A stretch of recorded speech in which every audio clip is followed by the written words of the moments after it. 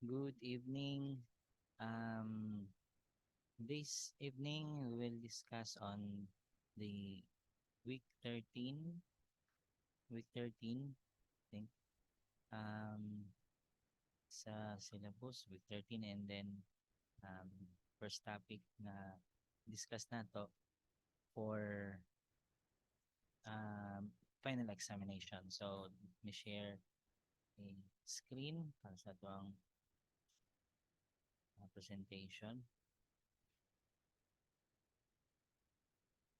Okay, so the lesson structure, we are on Module 5, which is the effects of using ICT.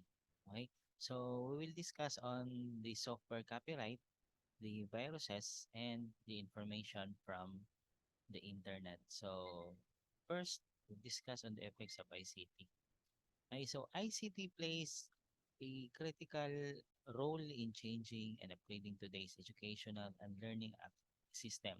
So if you can observe, especially after sa pandemic, na nag-start siya o modular, tapos karon nahimo na siyang blended. So you can observe, um, 2 weeks face-to-face, 2 weeks online.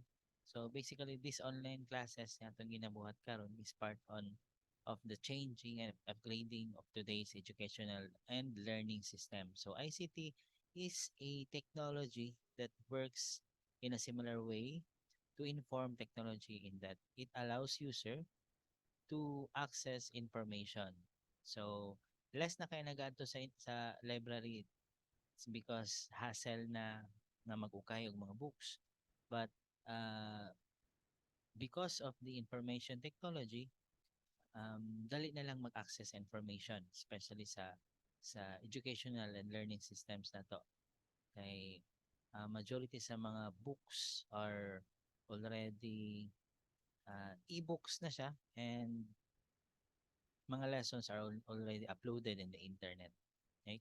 So it focuses on communication, which includes wireless networks, the internet, and many forms of communication. So even mga kuan, cell phones, mobile phones na to, it's not parts of the ICT. A wide range of ICT products is available on the market, including computing, electronic displays, and telecommunication. Telecommunication. So basically, um,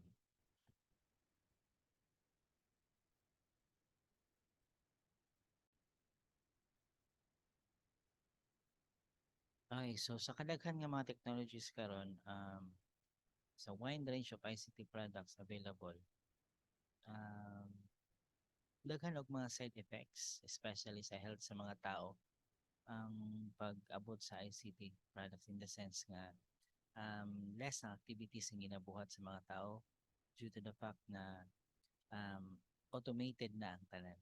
Okay, so we will discuss on the effects of using ICT, especially sa health effects on ICT. So if we use a computer for many hours, there are some health issues that might affect us. Okay? So based ako personal nga experience ako, mas kapoy ang sa office works ka ng trabaho kaysa sa field ka, in the sense nga wala kay less ang movement sa imong lawas. Although less ang movement sa lawas, medyo kapoy siya. It's because of a repetitive movement manggod siya. Okay? So we'll discuss that one later. So based on my experience, uh, dili kay kalihok, mga muscle nimo stagnant kumbaga. Okay? So number one health issue that can occur after using computer for a long time, a period of time, is eye strain or kanang tiredness of the eyes. Kapoy kay sa mata. Di ba? Kabantay mo na ikapoy sa mata, na kapoy sa lawas.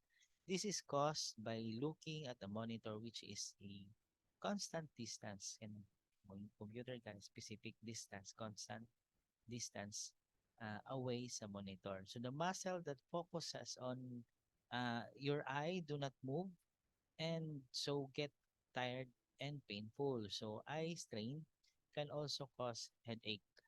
Right?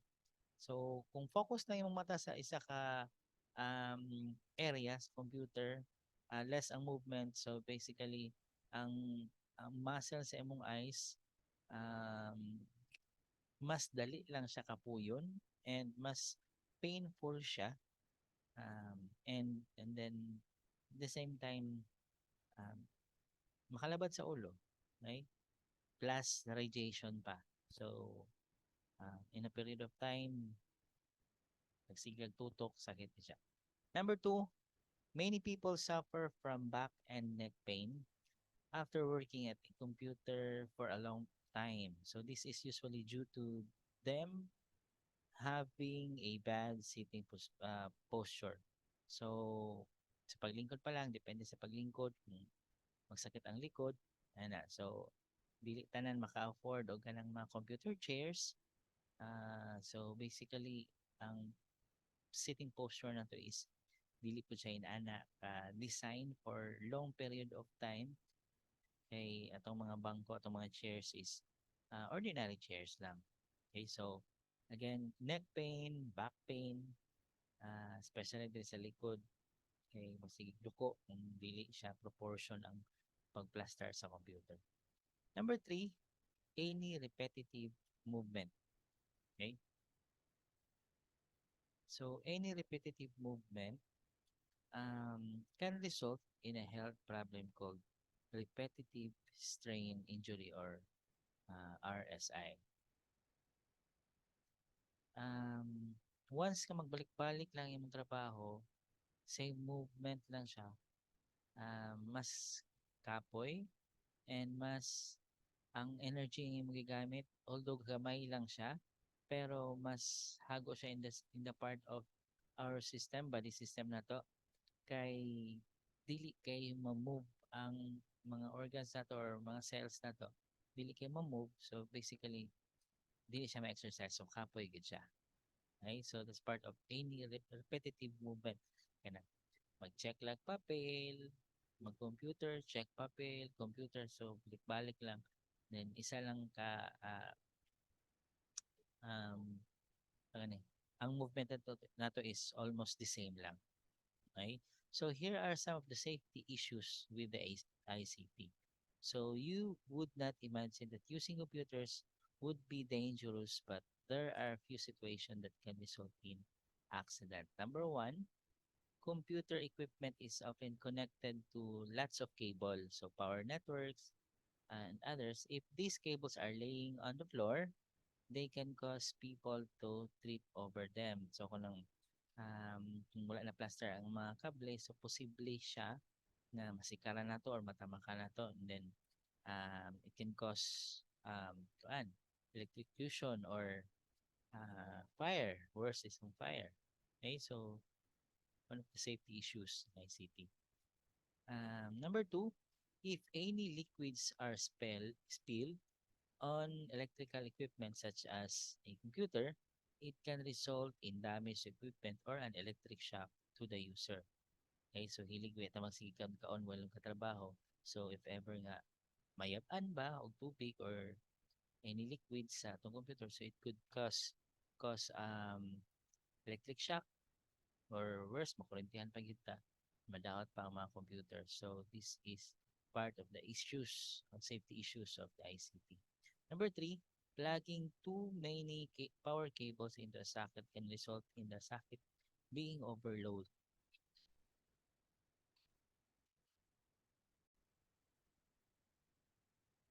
Again, plugging too many power cables into a socket can result in the socket being overloaded, overheating, and fire starting. So, kung gagamit lang taog mga extension wires, saksakan na itong daghan ng mga cables.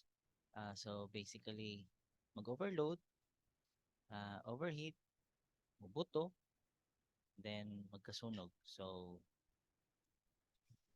safety issue again sa ICT. Number four, many items of computer equipment are very heavy. Monitors, laser printers, and others. So heavy items can cause serious injury if they fall on people. So, kung na computer, basically na po kayo mga printer, So, na yung mga equipments ka medyo bugat-bugat and it can cause serious injury if ever magtagak or um, kuan ka lang. Sangyaran nimo ma-damage. So, basically, this is part of the issues in ICTs. Okay? So, for this evening, kanila nga tong lesson, and then, kini nga module covers kung yata ni 3 weeks yata ni siya. So, we'll discuss the remaining lessons by next day, next meeting. Okay?